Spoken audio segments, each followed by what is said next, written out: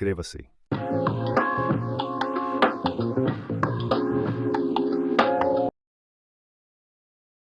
Bem-vindo ao Brasil visto por drone.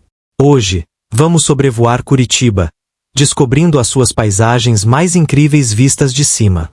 Prepare-se para uma experiência única.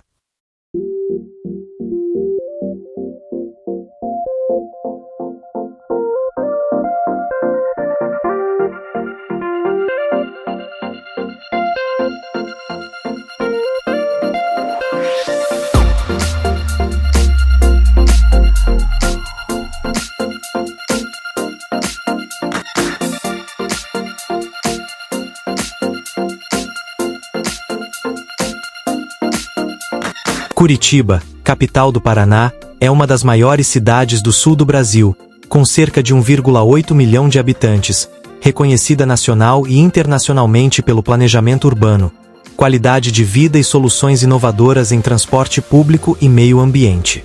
Fundada em 1693, a cidade se desenvolveu com forte influência de imigrantes europeus, o que marcou sua cultura, arquitetura e gastronomia.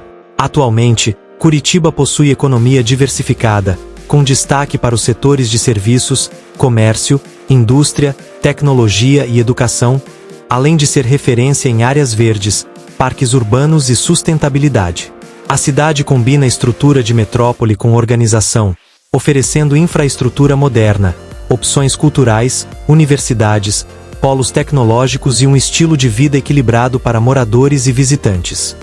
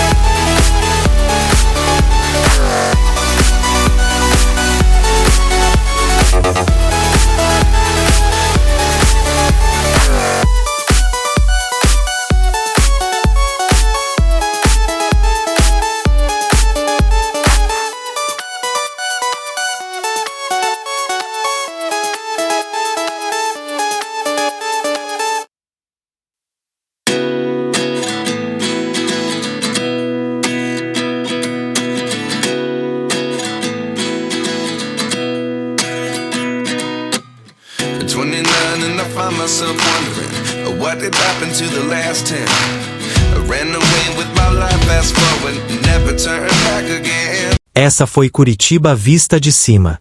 Se você está acompanhando pela TV, escaneie o QR Code na tela e faça parte do canal. Deixe seu like, diga nos comentários qual cidade você quer ver do alto e até a próxima aventura aérea.